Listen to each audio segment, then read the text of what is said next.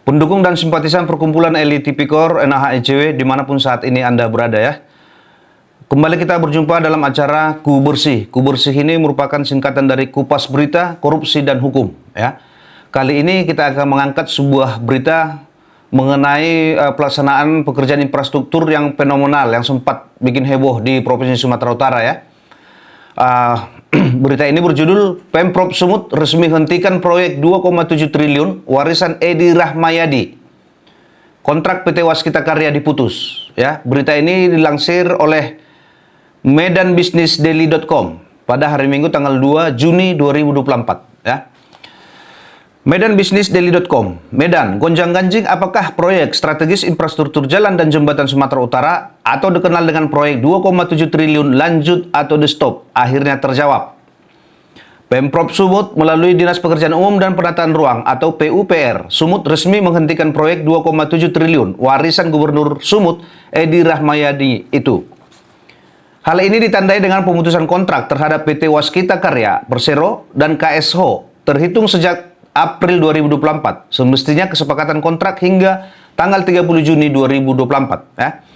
Sudah kita hentikan sejak April 2024 melihat situasi di lapangan yang tidak mungkin lagi terkejar menyelesaikan pekerjaan, kata Kadis PUPR Sumut, Mulyono, di Medan, Minggu 2 bulan 6 2024. Mulyono ini merupakan Kadis PUPR Provinsi Sumut yang menggantikan Marlindo Harahap. Ya. Marlindo Harahap ini menggantikan Bambang Pardede.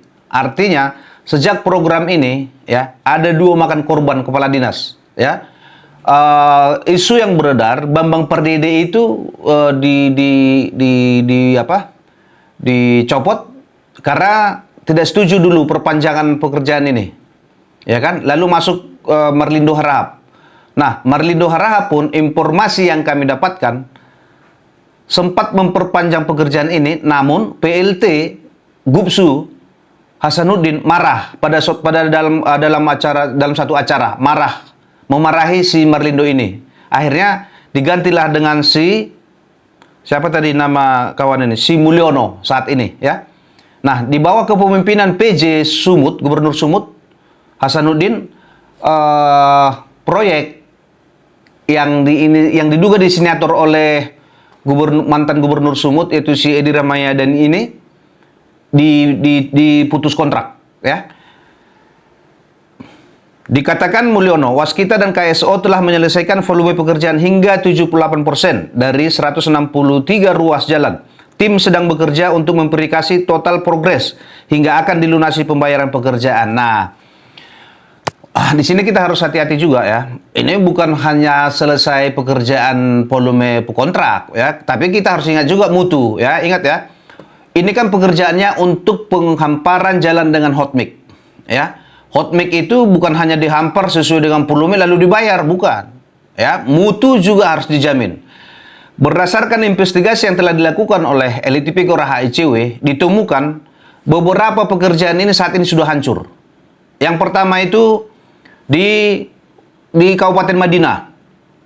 Itu hot mix yang sudah dihampar persis seperti kopi yang digongseng, ya, artinya terlepas semua. Berarti ada indikasi ada kekurangan unsur di dalam hot mix itu. Kalau unsurnya kurang, berarti mutunya tidak pas, ya kan? Apakah ini nanti dibayar karena hanya volume?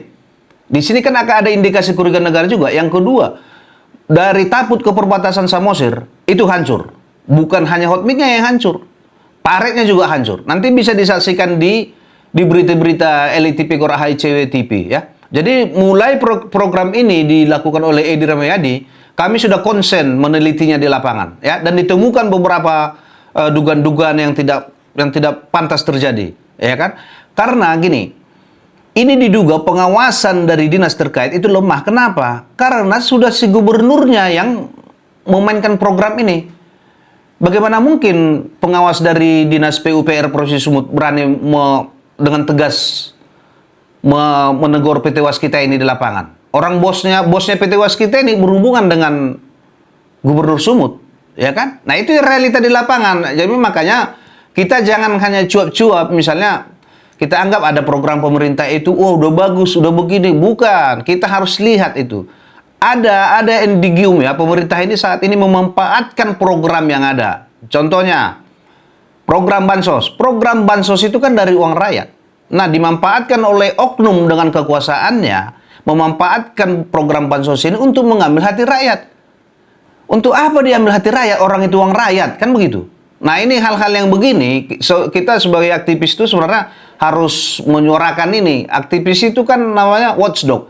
Watchdog itu berarti kan anjing menggonggong. Kalau anjing itu ya ada yang masuk ke radar dia nggak pas, dia pasti menggonggong. Ya menggonggong aja dulu gitu. Walaupun kita tahu memang karena negara kita ini negara hukum, semua itu harus dipastikan dengan hukum. Ya sudah, yang penting kita utarakan. Tapi kalau hukum nggak maju, nanti kan rakyat bisa lihat sendiri bahwasannya hukum itu yang tumpul, ya, bukan kita. Ya, oke, kita lanjutkan.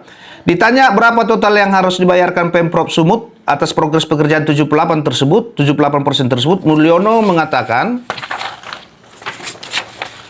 belum dapat memastikannya. Berdasarkan laporan Waskita dan KSO, nilainya mencapai sekitar 2 triliun. Nah, kalau 2 triliun, sementara proyek ini tadi kan hanya 2,7. Ya kan, berarti kalau dibayar 2 triliun tinggal 700 juta sekian lagi nih kan. Nah, di sini kami duga ada hal-hal yang tidak logika ini. Sementara berdasarkan investigasi di lapangan itu, kami lihat mutunya itu hancur-hancuran ya. Belum lagi yang belum selesai pekerjaannya. Namun nilai tersebut belum final. Jadi dalam pembayaran harus terlebih dahulu memverifikasi pekerjaan di lapangan apakah sudah sesuai semua yang dilaporkan. Sementara ini yang sudah kita bayar sekitar 818 miliar, sebut Mulyono. Oke, tapi ini yang tahu kan? Yang tahu ini kan Pemprov Su, ya kan? Bagian bendahara pengeluaran Pemprov Su dan PT Waskita serta Tuhan yang tahu, ya kan? Makanya dari dulu kita minta supaya Pemprov Su itu bikin aplikasi, ditayangkan ke publik, ya, berapa persen pekerjaan di lapangan, berapa yang sudah dibayar, berapa pagunya, berapa dananya, supaya publik bisa kontrol. Ini nggak bisa kita kontrol. Lalu Mulyono ini bilang sebagai Kadis PUPR bilang hanya segini kami bayar. Kita kan nggak tahu, dia yang tahu. Jangan-jangan Mulyono ini pun nggak lihat ini berkas pembayaran. Dia sudah sebut angka di sini 818 miliar, ya kan? Dia kan udah ngomong di publik ini. Makanya hanya Mulyono ini, PUPR ini, bendahara pengeluaran Sumut, ya kan, Bank Sumut dan PT Waskita yang tahu sama Tuhan.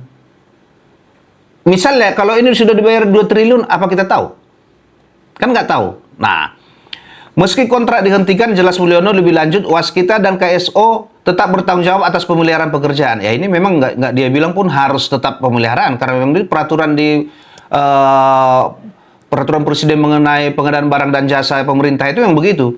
Karena sesuai ketentuan dan juga kesepakatan di kontrak, maka bertanggung jawab untuk pemeliharaan, kata Mulyono. Lalu berapa progres pekerjaan yang belum terselesaikan? Menurut Mulyono tersisa 22% yang tersebar di Kabupaten Batubara, Asahan, Tapanuli Selatan, Labuhan Batu Utara, Tapanuli Utara, dan Kepulauan Nias. Nah, ini nanti kita cek ya, bagaimana progres berapa persen lagi nih di lapangan ini, di kabupaten-kabupaten yang dibilang si Mulyono ini. Kemudian 20% sisa pekerjaan meliputi 21 ruas jalan itu akan digarap melalui mekanisme tender sesuai ketentuan yang ada, yang nantinya diselesaikan dengan kemampuan anggaran Pemprov Su. Artinya tetap dilanjutkan dengan program tahun tunggal. Kita tender sesuai aturan yang ada. Kalau memungkinkan anggarannya di perubahan APBD 2024 maka dilaksanakan, namun setidaknya dianggarkan prioritas pada APBD Subut 2025 sebutnya. Nah, di sini pun kita bingung juga lihat Kadis ini, ya. Ini proyek ini kan diputus kontrak 2024. Tapi mau dilanjutkan di P 2024 dan 2005. Padahal ada peraturan yang mengatakannya kalau satu pekerjaan itu putus kontrak, itu ditunggu dulu 2 tahun baru bisa dikerjakan. Ini perlu juga kita minta klarifikasi dia mengenai jawaban dia nih. Ya, apakah dia nggak tahu peraturan itu atau bagaimana? Coba nanti kita klarifikasi ke si Mulyono ini. Tapi si Mulyono ini pun, ya, seharusnya seorang pejabat publik itu, ya, HP, WA dia itu harus hidup. Kita pernah memberitahu ada longsor di perbatasan Borbor ke Kabupaten Labuhan Batu Utara. Tapi si kawan ini balas tidak, apa-apa nggak tidak. Padahal itu badan jalannya sudah mau putus itu. Bayangkan kalau itu terputus, maka akses dari kedua kabupaten itu ya akan terputus. Itu kan mengganggu perekonomian masyarakat nanti di situ. Tapi si kawan ini dikasih tahu, buka WA-nya pun nggak. Bagaimana pejabat publik seperti itu? Kalau pejabat publik itu nomor WA-nya harus aktif 24 jam. Namanya dia pejabat publik, dia kan digaji untuk itu, ya. Sarana prasarana dia dikasih rakyat untuk itu. Masa balas WA aja pun tidak bisa. Karena itu Mulyono meminta masyarakat tidak terpengaruh dengan informasi sepihak yang beredar di publik. Ia meminta masyarakat bersabar. Yakinlah proyek tetap dilanjutkan pungkasnya. Ya kalau masyarakat nggak diminta bersabar pun dari dulu sudah bersabar. Permasalahannya bukan begitu. Permasalahannya adalah bagaimana konsentrasi dia menggunakan uang negara di dinas dia. Ya, bukan masyarakat diminta bersabar. Kalau masyarakat ini nggak diminta bersabar pun, ya mau disuruh mati pun masyarakat ini mau apa daya kan? Apalagi masyarakat yang diakses dari proyek ini. Tanpa dia bilang bersabar pun ya mereka apa rupanya daya orang itu coba. Ya. Kami aja yang aktivis, yang wartawan mau menyampaikan sesuatu hal dengan dia, nggak dia gubris. Apalagi masyarakat contohnya yang di Bor-Bor sana. Mau bersabar bagaimana maksud dia? Jadi kami minta ya kepada Mulyono ini sebagai pejabat publik ya, mengucapkan statement di publik itu jangan asal-asalan, lalu jangan normatif, ya kan? Karena untuk membela diri dan dinasnya normatif, itu namanya nanti unsurnya pembodohan di masyarakat itu akan terjadi ya. Itu tadi sabar. Masyarakat nggak dibilang sabar pun sabar, bahkan sampai mati pun masyarakat menunggu kok. Jadi seakan-akan ada gejolak dari masyarakat. Nggak ada masyarakat yang mempertanyakan kecuali LSM Wartawan yang mewakili masyarakat itu. Jadi jangan seakan-akan bola paras itu dia serahkan ke masyarakat. Sebelumnya proyek tersebut diprogramkan oleh Edi Rahmayadi dan resmi diluncurkan pada Juli tahun 2022. Namun karena tak kunjung siap, maka oleh Pemprov Sumut di bawah kepemimpinan PJ Gubernur Sumut Hasanuddin melalui Dinas PUPR, maka proyek itu resmi dihentikan. Memang begitu. Karena dulu juga begini. Untuk membuat program ini, dulu Edi Rahmayadi sebagai Gubernur Sumut, ya, di dalam menurut Undang-Undang Penggunaan Uang Negara, penggunaan uang daerah, ya, Gubernur itu merupakan penanggung jawab APBD Provinsi Sumatera Utara, ya. Sekretaris daerah itu merupakan koordinator, ya kan. Kepala dinas itu pengguna anggaran, PPK itu kuasa pengguna anggaran. Jadi ada konstruksi hukumnya untuk ini. Dulu Edi untuk melaksanakan ini dulu ada pro kontra. Anggota dewan sendiri ada yang nggak setuju, ada yang setuju. Tapi program ini tetap jalan. Karena itu masyarakat yang kritis, ya wajar dong berpikir negatif di baliknya. Ada apa dengan Edi dengan si PT Waskita ini? Ya kan? Coba ditanyakan masyarakat, benar nggak di Indonesia ini ada makan siang yang nggak gratis? Ada rupanya makan siang yang gratis. Orang Prabowo aja sampai sekarang program makan siangnya datang-datang kok. Apalagi makan siang gratis? Nggak ada makan siang gratis di Indonesia. Di Padang itu ya, di rumah makan Bundokan Duong saja kita bayar, ya, apalagi di rumah makan Sahabat Lama. Jadi cara pola pikir kita itu harus kritis. Makanya dulu diduga, bayangkan kalau ada ya, Pi yang mengalir ke si Edi ini dari 2,7 triliun, 10% aja berapa? Sekarang dia udah habis, sudah selesai. Nggak mau tahu dia. Mau bagaimana pun ini daerah nggak urusan dia. Kalau terpilih lagi nanti dilanjutkan. Kalau nggak terpilih ya sudah, tapi Pi ini kan sudah masuk. Ya kan? PT Waskita ini bermasalah, orang oknum direkturnya aja udah ditangkap KPK kok di Jakarta. Jadi hal-hal yang begini secara logika ya wajar kita menduga ke situ. Karena dengan adanya program ini kemarin, itu proyek-proyek reguler yang di UPT itu berhenti. Padahal butuh itu. Misalnya 2 km kan membantu. Tapi gara-gara ini, itu berhenti. Efeknya ada. Ingat, kerugian negara itu bukan hanya untuk duit, bukan. Yang paling parah itu adalah kerugian perekonomian negara. Itu muncul dari mana? Masyarakat panen, ya, jalannya hancur. Ya, coba misalnya tomat 10.000 sekilo, karena jalannya hancur, toke yang mau ngambil tomat itu kan menghitung kos dia, kerusakan mobil dia, bannya segala macam. Akhirnya kan 7.000 ini tomat ini. Nah, kerugian perekonomian negara, masyarakat itu 3.000 per kilo dari hasil yang akan dijual ini. Kita harus berpikir, jadi kerugian uang negara itu bukan hanya uang, bukan. Yang paling parah itu adalah perekonomian keuangan negara. Contohnya dari Dairi ke Medan, kalau di Sembahi longsor, itu bisa dihitung berapa kerugian perekonomian masyarakat. Karena nggak bisa lewat barang-barang itu kan, lintasan itu nggak bisa lewat. Itu kan kerugian perekonomian negara. Nah, jadi begitu. Jadi kami minta ini kepada Mulyono, Kadis PUPR Sumut yang sekarang ini harus menjelimet menghitungnya, ya. Kami berencana nanti ini, setelah ini selesai, kami akan dorong tetap BPKP untuk mengaudit ini, mengaudit investigasi ini, ya. Bila ada keuangan negara nanti yang terindikasi dirugikan, agar dikembalikan ke kas pemerintah Provinsi Sumatera Utara, ya. Jadi hal-hal yang begini tolonglah. Dan kami minta juga kepada PJ Sumut supaya mengembalikan itu Dinas Bina Marga dan Bina Konstruksi yang di UPT yang tersebar di 33 kabupaten Provinsi Sumatera itu dihidupkan lagi.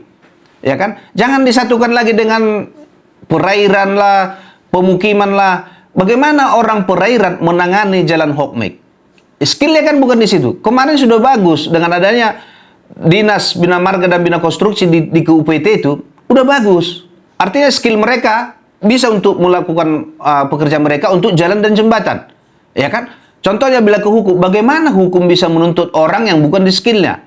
Nah ini jadi kabur sekarang. Jadi kami minta kepada PJ Gubernur Sumut sekarang ini, si Hasanuddin, untuk mengembalikan kembali ini. Ini dulu kan kerjaan Isra Mayadi nih, ya kan? Untuk memainkan program ini di luburnya. Setelah program ini hampir-hampir gagal, di luburnya Dinas Bina Marga Konstruksi dengan PUPR. Saya sekarang jadi nyatu ini. Artinya sekarang ini ada kepala UPT yang basicnya di irigasi menangani aspal hotmix. Hancur kan? Nah jadi kami minta kepada PLT Sumut, PLT Gubernur Sumut, Hasanuddin, untuk mengembalikan ya konstruksi yang sudah menurut kami sudah bagus di Dinas Bina Marga Provinsi Sumatera Utara itu.